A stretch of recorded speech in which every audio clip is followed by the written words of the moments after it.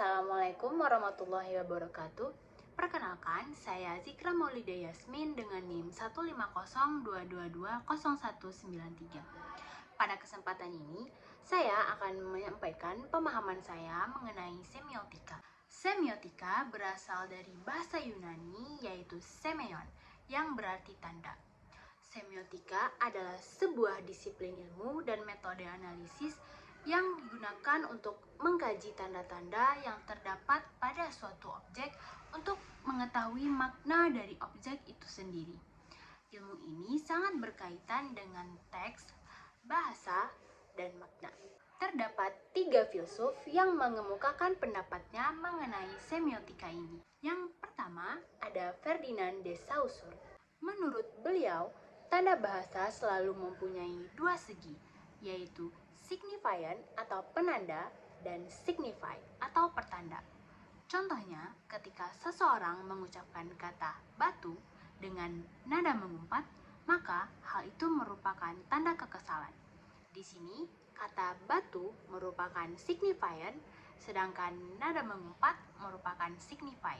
Selain itu, beliau juga mengemukakan bahwa gejala umum bahasa dikenal dengan istilah language, yang di dalamnya dibedakan antara parol dan language.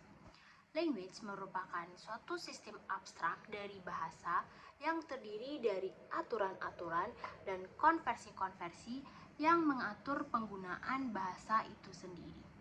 Hal ini termasuk struktur, pola-pola gramatikal, serta bagaimana cara menggabungkan kata-kata menjadi suatu kalimat yang bermakna. Sedangkan parol merupakan penggunaan konkret dari language dalam kehidupan sehari-hari. Hal ini termasuk ucapan dan tindakan dari individu ketika berinteraksi. Beliau menyatakan bahwa language dan parol tidak dapat dipisahkan satu sama lain. Kesimpulannya, menurut Ferdinand de Saussure, yang penting dalam bahasa adalah aturan-aturan yang menyusunnya dan susunan unsur-unsurnya dalam hubungannya satu sama lain. Filsuf yang kedua ada Charles Sanders Peirce. Menurut beliau, semua filsafat bermula dari logika atau hubungan tanda dengan objeknya, dan fenomenologi atau pengalaman tentang dunia kenyataan yang objektif. Beliau mengemukakan teori triangle meaning atau segitiga makna yang terdapat 3 elemen utama di dalamnya. Elemen yang pertama yaitu tanda, merupakan sesuatu yang berbentuk fisik yang dapat ditangkap oleh panca indera. Menurut beliau, tanda terdiri dari simbol atau tanda yang muncul dari kesepakatan, ikon, tanda yang muncul dari perwakilan fisik, dan indeks atau tanda yang muncul dari hubungan sebab akibat. Elemen yang kedua yaitu objek atau acuan tanda, merupakan konteks sosial yang menjadi referensi dari tanda itu sendiri atau sesuatu yang dirujuk oleh tanda. Elemen yang ketiga ada interpretan atau pengguna tanda, merupakan makna yang muncul dalam benak seseorang mengenai objek yang dirujuk oleh tanda. Contoh dari pandangan Peirce ini yaitu ketika seorang perempuan mengenakan kerudung, maka ia sedang mengkomunikasikan dirinya kepada orang lain yang bisa jadi memaknainya sebagai simbol kemusliman.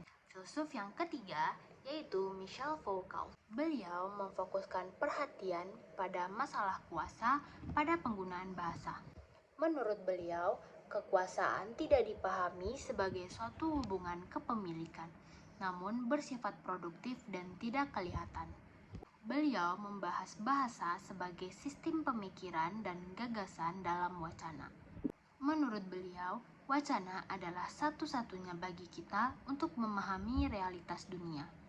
Kesimpulannya, menurut Michel Foucault, salah satu cara untuk melanggengkan kuasa adalah dengan penggunaan bahasa dan wacana sesuai dengan kehendak dan kepentingan penguasa. Sekian pemahaman saya mengenai teori semiotika. Apabila terdapat kesalahan, saya mohon maaf. Saya sudahi dengan wassalamualaikum warahmatullahi wabarakatuh.